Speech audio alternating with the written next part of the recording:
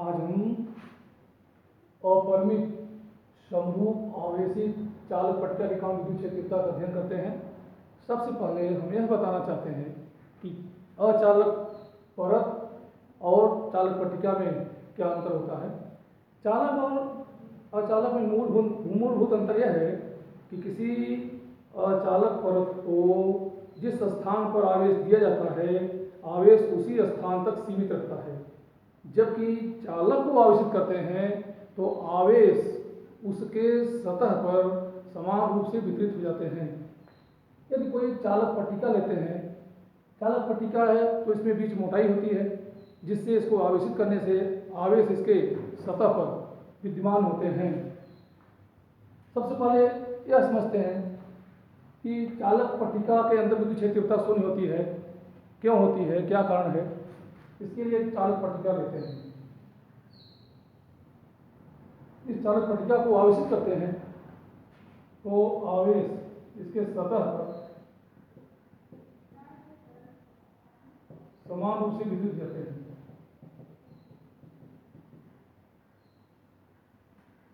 हम ये जानते हैं कि धन आवेश का विद्युत क्षेत्रता सदैव तल के लंबवत बाहर की तरफ होता है। यदि इस चालक पट्टिका के बीच कोई बिंदु P लेते हैं तो इस बिंदु P पर विद्युत क्षेत्र की तीव्रता पहली चालक पट्टिका पर उपस्थित आवेश के कारण दाईं तरफ होती है, जिसे हम E1 के रूप में लेते हैं, और दूसरी चालक पट्टिका पर उपस्थित धन आवेश के कारण बिंदु P पर विद्युत क्षेत्र तीव्रता बाईं तरफ होती है। इसलिए बिंदु P पर परावर्तित विद्युत क्षेत्र तीव्रता का मान E1 माइनस E2 के बराबर होता है। क्योंकि बिंदु P पर दोनों पट्टिकाओं पर धन आवेश के कारण विद्युत क्षेत्र दिशा बिंदु P पर विद्युत क्षेत्र दिशा एक दूसरे के विपरीत है।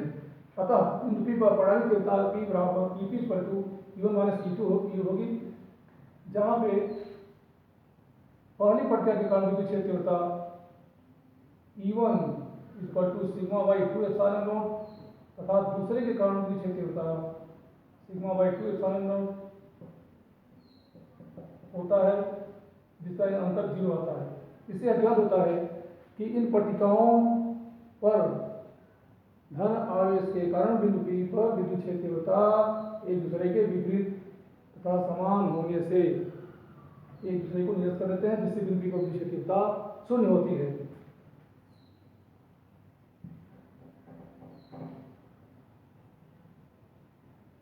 आवेशित चालक पट्टिका के कारण इसके समीप r दूरी पर स्थित किसी बिंदु पर विद्युत क्षेत्र तीव्रता ज्ञात करने के लिए एक चालक पट्टिका लेते हैं।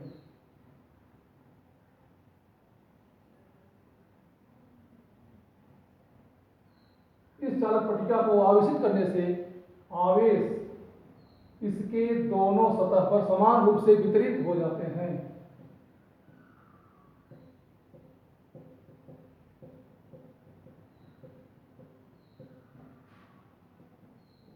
और इस चालक पट्टिका को आवेशित करने से आवेश इसके दोनों पृष्ठों पर समान रूप से वितरित हो जाते हैं।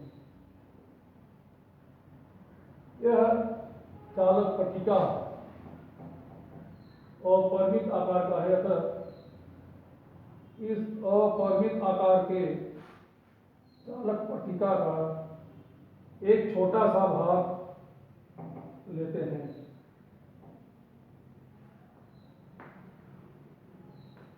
माना एक अपरिमित समरूप आवेशित चालक पट्टिका पर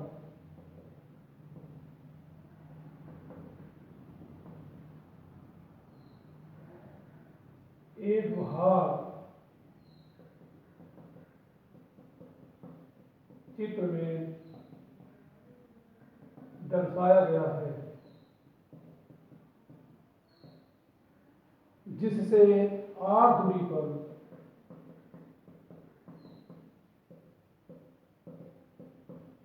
स्थित बिंदु P पर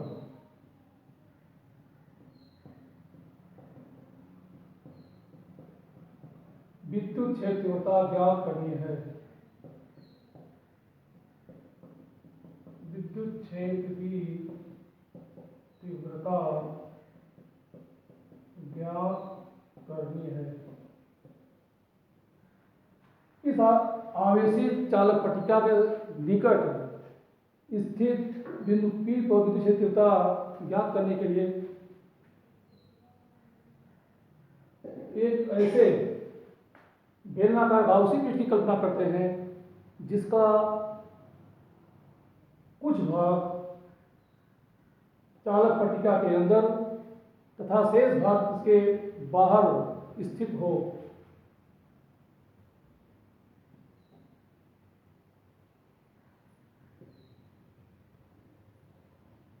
एवं बिंदु P इसके सतह पर स्थित हो।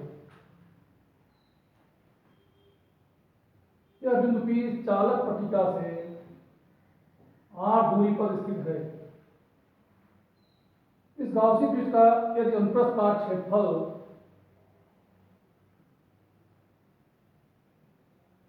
S में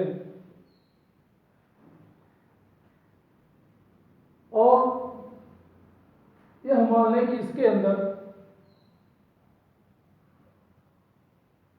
Q आवेश उपस्थित है। यदि यह क्षेत्रफल पर Q आवेश उपस्थित है तो एकांक क्षेत्रफल पर उपस्थित आवेश की मात्रा Q/S होगा, जिसे सिग्मा से दर्शाते हैं। इस तरह आवेशित पट्टिका का पृष्ठ आवेश घनत्व आवेशित पट्टिका का पृष्ठ आवेश घनत्व सिग्मा इक्वल Q/S या Q equal to sigma S।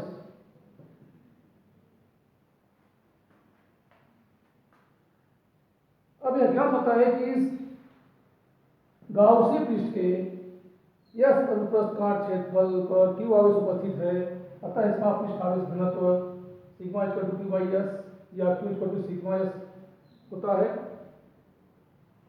इस तरह इस संपूर्ण गाउसी पृष्ठ से निर्गत विद्युत फ्लक्स का मान संपूर्ण गाउसी पृष्ठ से निर्गत विद्युत फ्लक्स का मान I equal close integral E dot ds होता है।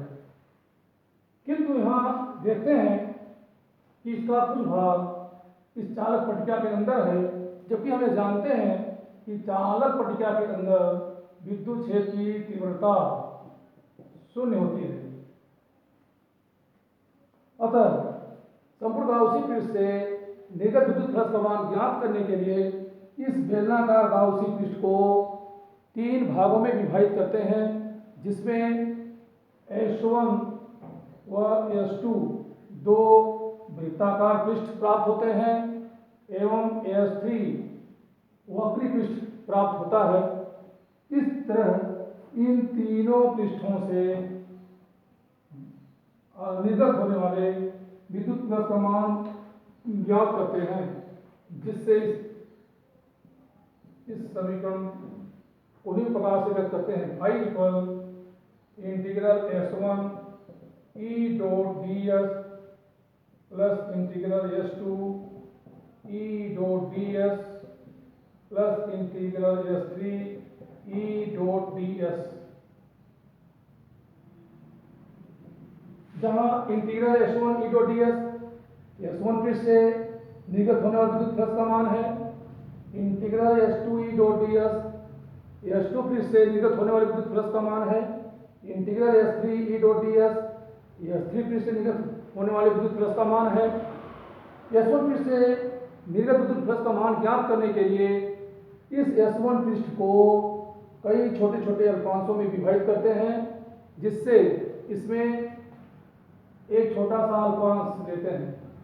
इस अल्पांश क्षेत्रफल ds की दिशा इसके तल के लंबवत बाहर की तरफ होती है और इससे निर्गत होने वाले विद्युत क्षेत्र की दिशा भी इसी के समांतर होती है। S2 पृष्ठ पर अल्पांश क्षेत्रफल लेते हैं तो इसकी दिशा इसके लंबवत बाईं ओर होगी, विद्युत क्षेत्र दिशा भी इसी के समांतर होती है। S3 पृष्ठ पर एक अल्पांश क्षेत्रफल लेते हैं जिसकी दिशा इसके तल के लंबवत ऊपर की तरफ होती है और विद्युत क्षेत्र दिशा पट्टिका के लंबवत बाहर की तरफ होती है।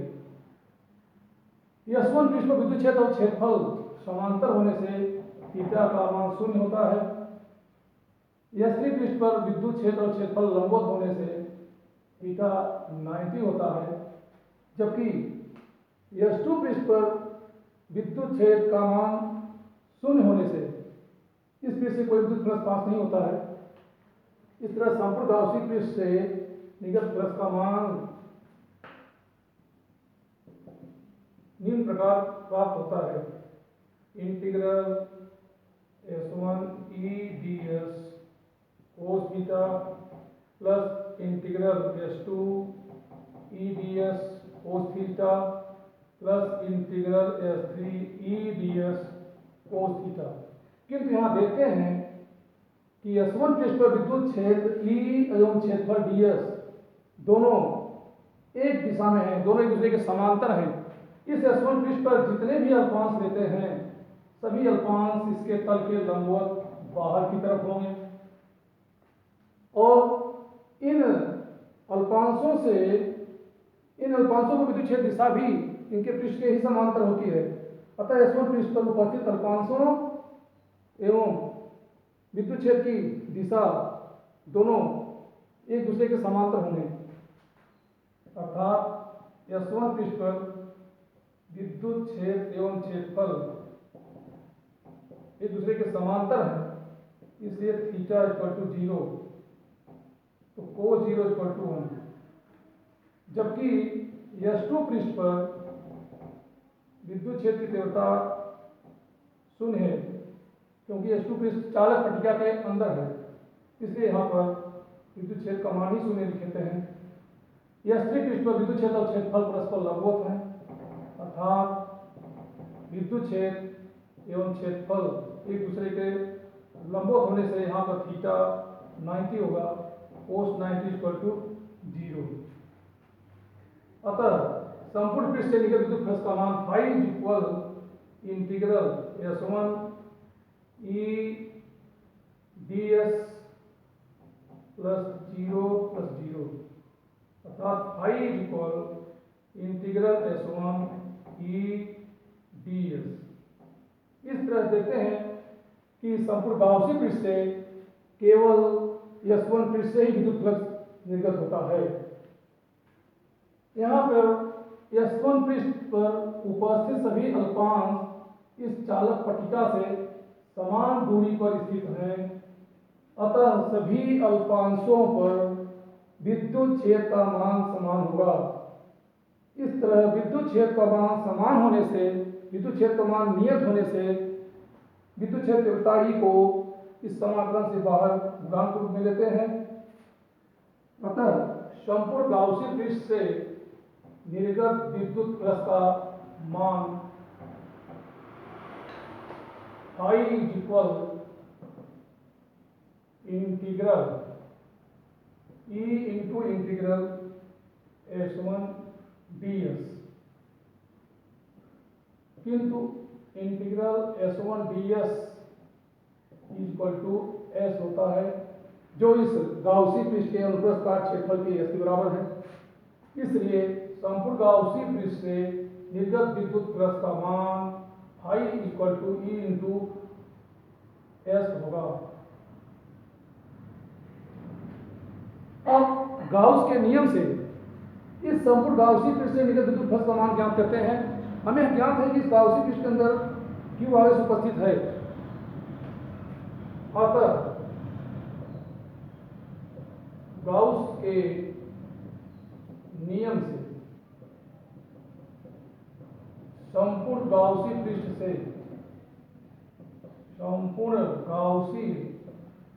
पृष्ठ से निर्गत विद्युत फ्लक्स का मान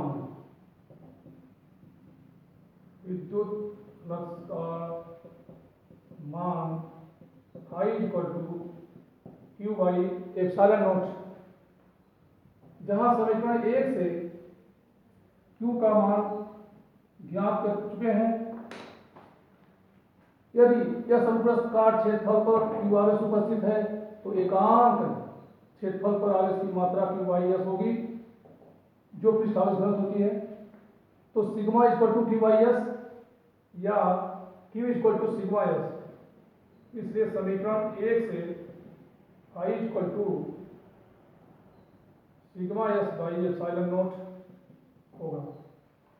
यहाँ समीकरण 2 और 3 को देखते हैं तो यह ज्ञात होता है कि इनके बाएं पक्ष का मान समान है, अतः इनका दाएं पक्ष का मान भी समान होगा। इसलिए समीकरण 1 और 2 से इनके दाएं पक्ष को बराबर करने पर E S is equal sigma S by epsilon naught. यहाँ एस दोनों तरफ एस कैंसिल हो जाते हैं, अतः E is equal to sigma by epsilon naught प्राप्त होता है, जो समीकरण 4 है। यही मान किसी आवेशित चालक पट्टिका के समीप स्थित किसी बिंदु पर विद्युत क्षेत्रता का मान होता है। समीकरण 4 से यह ज्ञात होता है कि आवेशित चालक पट्टिका के निकट स्थित किसी बिंदु पर विद्युत क्षेत्र की तीव्रता दूरी पर निर्भर नहीं करता है, क्योंकि विद्युत क्षेत्र तीव्रता के सूत्र में R का मान उपस्थित नहीं है। इससे सिद्ध होता है कि आवेशित चालक पट्टिका के समीप स्थित किसी बिंदु पर विद्युत क्षेत्र की तीव्रता का मान केवल पृष्ठ आवेश घनत्व पर ही निर्भर करता है। इसलिए समीकरण 4 इंप्लाइज करता है E प्रोपोर्शनल सिग्मा।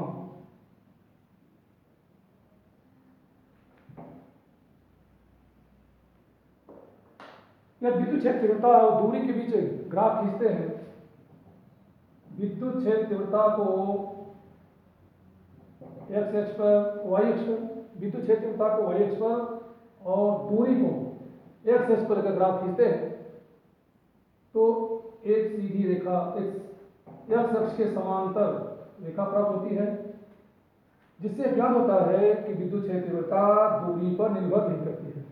जबकि विद्युत क्षेत्र तीव्रता और पृष्ठ घनत्व के बीच ग्राफ खींचते हैं, जिसमें विद्युत क्षेत्र तीव्रता को x अक्ष पर एवं पृष्ठ आवेश घनत्व को y अक्ष पर, विद्युत क्षेत्र तीव्रता को y अक्ष पर एवं पृष्ठ आवेश घनत्व सिग्मा को x अक्ष पर ग्राफ खींचते हैं तो इसमें एक सरल रेखा सीधी रेखा प्राप्त होती है, जो यह दर्शाती है कि E प्रोपोर्शनल सिग्मा।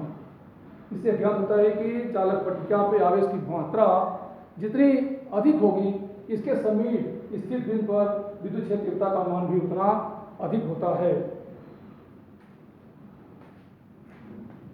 अब हम एक उदाहरण के रूप में चालक पट्टिका के बाहर विद्युत क्षेत्र तीव्रता का अध्ययन करते हैं।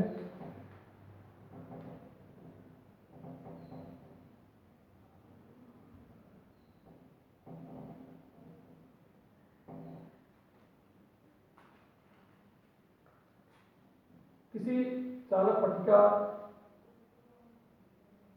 को लेकर इसको आवेशित करते हैं तो आवेश इसके दोनों सतह पर समान रूप से वितरित हो जाते हैं, जिससे इनका पृष्ठ आवेश घनत्व समान होता है।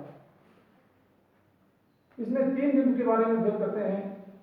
एक बिंदु P पट्टिका के अंदर लेते हैं, दूसरा बिंदु Q दूसरी आवेशित पट्टिका के दाईं ओर तथा तीसरा बिंदु R इस आवेशित पट्टिका के बाईं ओर लेते हैं।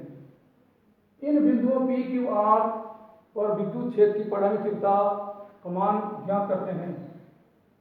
किसी एक आवेशित पट्टिका के कारण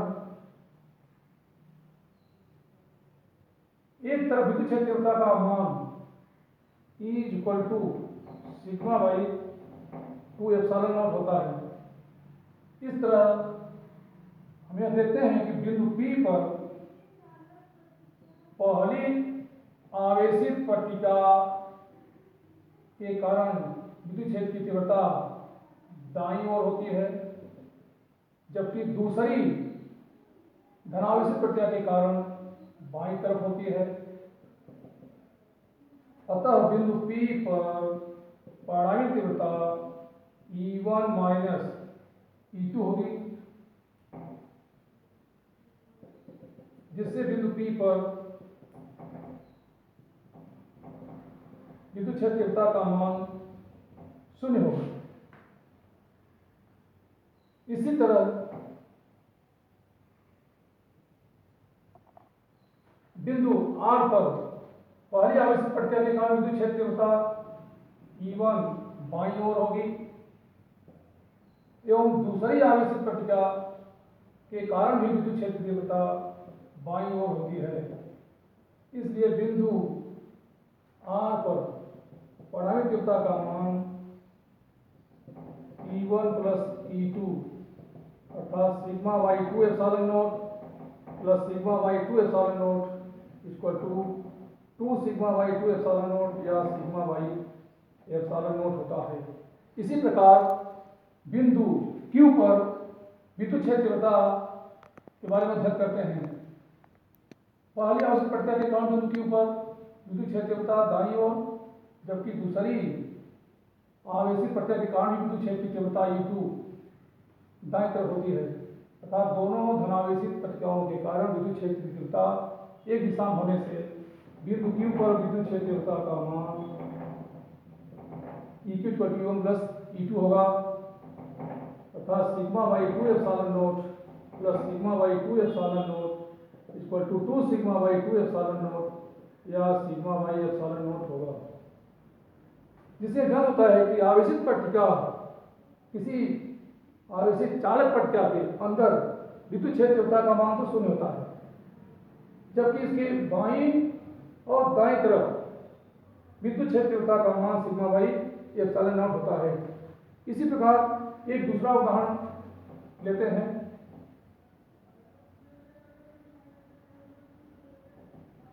अगर दो आवेशित अचालक पट्टिकाओं को लेते हैं, जिस पर पहली पट्टिका पर धन आवेश जबकि दूसरी पट्टिका पर ऋण आवेश उपस्थित है। इन आवेशित पट्टिकाओं के कारण इनके मध्य बिंदु P पर तथा धनावेशित पट्टिका के बाईं ओर स्थित बिंदु Q एवं ऋणावेशित पट्टिका के दाईं ओर स्थित बिंदु R पर विद्युत क्षेत्र तीव्रता का परिणामी मान ज्ञात करते हैं। पहली धनावेशित पट्टिका के कारण बिंदु P पर विद्युत क्षेत्र की दिशा दाईं ओर होगी, जबकि दूसरी ऋणावेशित पट्टिका के कारण बिंदु P पर विद्युत क्षेत्र दिशा भी दाईं तरफ होती है, क्योंकि हम यह जानते हैं कि धनावेशित प्लेट के कारण इसके निकट किसी बिंदु पर विद्युत क्षेत्र की दिशा सदैव धन आवेश से दिए गए बिंदु की तरफ होता है, जबकि ऋणावेशित प्लेट के समीप किसी बिंदु पर विद्युत क्षेत्र की दिशा दिए गए बिंदु से उस आवेशित प्लेट की तरफ होती है। अतः धनावेशित प्लेट के कारण P पर विद्युत क्षेत्र दिशा इस धनावेशित प्लेट से बिंदु P की तरफ होगी, जबकि ऋणावेशित प्लेट के कारण बिंदु P पर विद्युत क्षेत्र की तीव्रता E2 इस बिंदु P से आवेशित प्लेट की तरफ होती है। तो यहाँ देखते हैं कि दोनों प्लेटों के कारण, दोनों आवेशित प्लेटों के कारण P पर विद्युत क्षेत्र की दिशा एक दूसरे के समांतर है, एक दिशा में है। इसलिए बिंदु P पर परिणामी तीव्रता दोनों आवेशित प्लेटों के कारण उत्पन्न विद्युत क्षेत्र तीव्रताओं के योग के बराबर होता है। अर्थात sigma by 2 epsilon naught plus sigma by 2 epsilon naught equal to 2 sigma by 2 epsilon naught या सिग्मा बाई एप्सिलॉन नॉट होता है।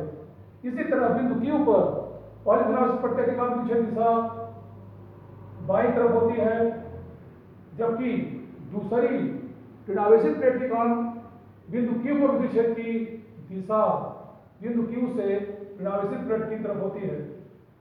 अर्थात बिंदु Q पर दोनों आवेशित प्लेटों के कारण विद्युत क्षेत्र की तीव्रताएं एक दूसरे के विपरीत हैं।